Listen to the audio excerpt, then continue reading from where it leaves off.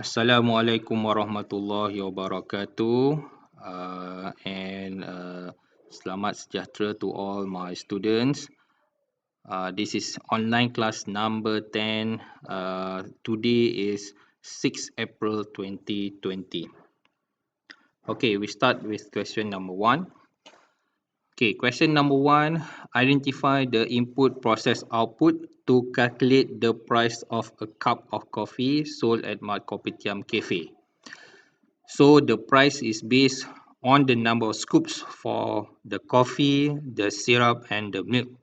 And the price is being given RM5, RM3, RM0.2 per scoop respectively. So you need to create the IPO. Okay, so what is the input? So the input, there are three input there: number of scoop for espresso coffee, number of scoop for sugar syrup, number of scoop milk. And then what is the process? Process is calculate price of coffee based number of scoop for coffee, syrup, milk. And then what is the output? Output is the coffee price. Okay, that's all for question number 1. Now question number 2. Okay, question number 2.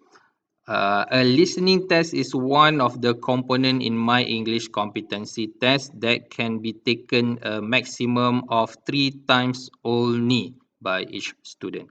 So student can only take this test for 3 times.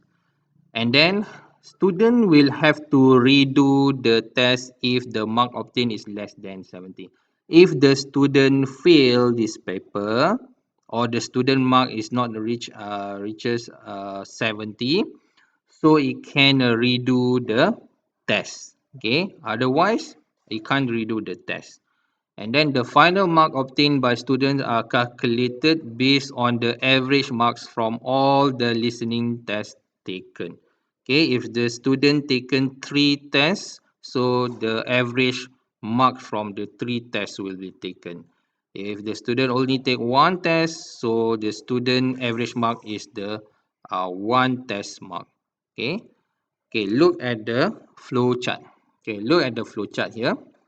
So after start, so we get the input marks for the first test. This is input mark for first test. And then set the bill. Bill is the number of tests. So bill 1 meaning that test number 1. And then assign total equal to mark. Okay, we need to assign this because we are going to use accumulation. We are going to use accumulation. So instead of we assign total equal to 0, this time we directly assign total equal to mark. Okay, and then we run the first selection where we check whether the student pass or not. Okay, when the first mark input by student, let's say the mark is 80, so this one student will pass. So when we pass, so you get the true. So after you get the true, it's directly going to get the average where the total divide by bill. So the first total is equal to mark and then divide by bill equal to 1. So we'll get the average here. Okay, what happen if the student fail? Okay, if the student fail, so here we go to false. After you go to false, then you needs to go to the repetition where you needs to redo the test. So when you redo the test, so you input the mark. Okay, let's say the mark is passed. Let's say the mark is 80. For the second test, the mark is 80. And then we'll update the bill. So bill will become 2 and update the total. The first total is the first mark. Let's say the first mark is 50. The second mark is 80. So 130. Okay, 130. Okay, will be taken up here and then will be checked again into the diamond. So now the mark is less than 70. The latest mark is 80. 80 is less than 70, so we will reach false. When you reach false, so the average is equal to 130 divided by 2. Then you get the average. Okay. What happened if the student fails 2 times? Okay, student fail 2 times. This is the first time he fails. And then check again, it fails again. So we'll go to input again the third mark, the third test mark. Okay, after input the third test mark, so the bill will become 3 and the total will accumulate including the last marks been entered. Okay, after that go back to the repetition and go here. Okay, let's say the student uh, pass. Let's say the student pass, he get 80 again here. So when he get, sorry, the student get 80. So when he get 80, so he directly go to false and will calculate the average. What if the student fail? When the student fail, so this one will be true, but the bill will be false.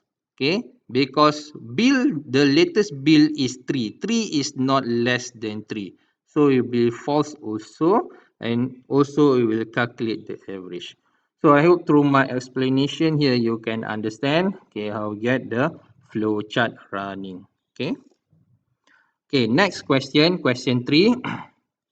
Okay, question 3, based on the following pseudocode, sketch the equivalent flow chart. Okay, so given you the pseudocode, you just use the dual if else. Okay, dual if here. Okay, so change to flowchart. Okay, start, get the input age, change line by lines. Okay, input age, and then if age is greater than equal to 17, okay, age is greater than 17. If true display eligible to apply car driving license. If false, display you are not eligible, and then both will go to stop. Okay, that's question number 3. Okay, question number 4.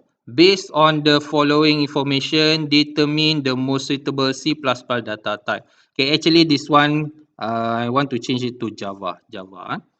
Okay, so the first one, number of courses taken in one semester. So number of courses taken in one semester, it should be in integer. Okay, second one, grade. So grade, it should be in char. And then height it should be in double. And then age of student it should be in integer. And then the age, but the age here is average. So when you look at average, always it will be in the double. And then the last one, currency also will be in double. Okay, that's all for question 4. And the last question, convert the following mathematical expression into equivalent also Java expression. Okay, so change to Java. Okay, so I change it here. Okay, Java. So BMI equal to weight divided by height power of 2. So BMI equal to weight divide parenthesis height times height and then your semicolon. And then the second one, C math.sqrt, and then don't forget your parenthesis. And then inside your parenthesis, we are using the math.pow, or you can use A times A, okay, and then plus B times B, or you can use math.pow A, comma 2.0 in the parenthesis, and then plus math.pow B, comma 2.0 in also parenthesis. Why I use the point 2.0?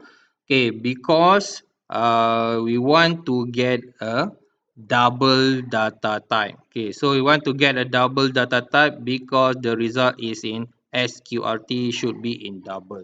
So one of the numbers that we already know, we need to change it to 0.0. Okay. But if you use A times A, there are no problem. You also will get in double. Okay, next, the last one, G equal to A plus B, and then divide C minus D. Okay, so just do your parenthesis for A plus B, and then divide the parenthesis C minus D, and then your semicolon. Okay, so for today is a warming up because it's Monday. So I give you a not hard question. Okay, only question 2 is hard, but others are is very easy question. I hope you can understand, you can follow my online class. Okay, please do follow my online class, view my videos, and then please answer the question that I given you just now. Okay, the question I given you just now is from the SES question and the PDTs question, where the codes is DC024 and DC045. Okay, just change the question. If the question asks you in C++, change to Java. Okay, that's all for today. Meet again tomorrow, inshallah. Assalamualaikum warahmatullahi wabarakatuh.